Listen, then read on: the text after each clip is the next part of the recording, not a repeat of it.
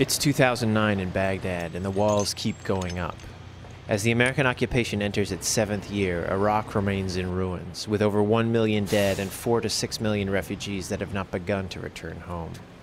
Baghdad, a cosmopolitan center for thousands of years, has become a city of walled ghettos. What passes for peace in Iraq today is an exhausted truce in a terrible sectarian conflict. But how did the occupation turn into this? And what went wrong? April 2003, the new Iraq. Contrary to their predictions, the Americans were not welcomed as liberators. It was a disaster. The American troops out there were acting kind of like robo-cops because they didn't know who the enemy was. In spite of their religious differences, Sunnis and Shiites quickly united in a nationalist insurgency. By April 2004, 1 year after the fall of Baghdad, the U.S. faced simultaneous uprisings by Sunnis in Fallujah and Shiites in Najaf. There was a feeling that we couldn't win that war. I had Marines say to me on patrol, "Hey, sir, don't you think they're really the nationalists and we're the invaders?" June 2004. The U.S. military retreated in both Fallujah and Najaf, and the occupation quickly changed its course.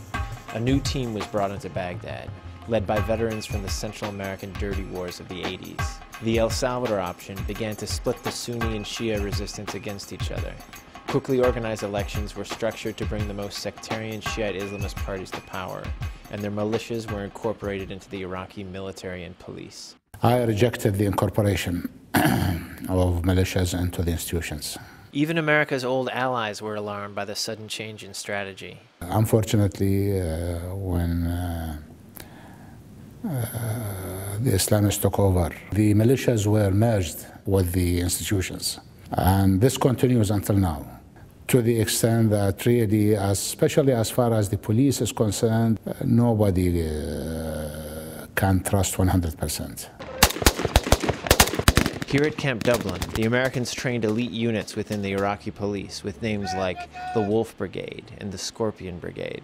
Iraq's ruling Shiite parties quickly filled these brigades with their own militias. They are widely accused of committing torture and summary executions.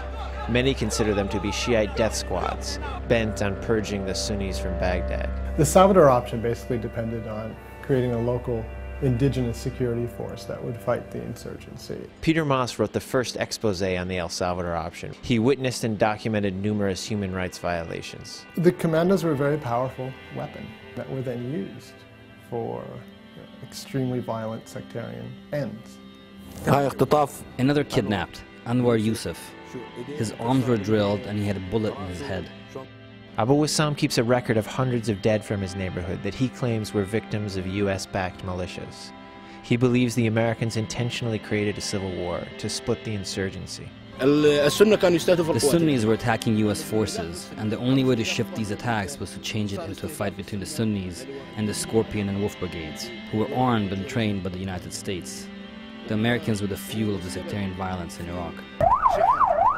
In the U.S., this violence was presented as part of a centuries-old sectarian conflict, and the American military was seen as a peacekeeper between the two sides. It's not true at all. This all started as one of the grave mistakes that the American administration committed in Iraq. 2007, the awakening. Sunni and Shiite insurgents had turned their weapons on each other, but the Sunni resistance continued to grow, and American strategy changed once again. The U.S. began to look for Sunni militia allies, and many Sunni insurgents, outnumbered and locked in a bitter sectarian fight, began to sign up. America's new militia allies called themselves the Awakening. Here in Taji, Captain Wolgowith and his men used to face 3 attacks a week.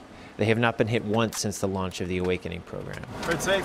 Today, Captain Wolgowith calls these men freedom fighters, but he knows that a few weeks ago they were called insurgents. Every one of these guys shot at us at one time in our life.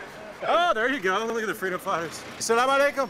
The Awakening may have bought a temporary lull in violence for the U.S. to announce its withdrawal, but this is a fragile truce without reconciliation.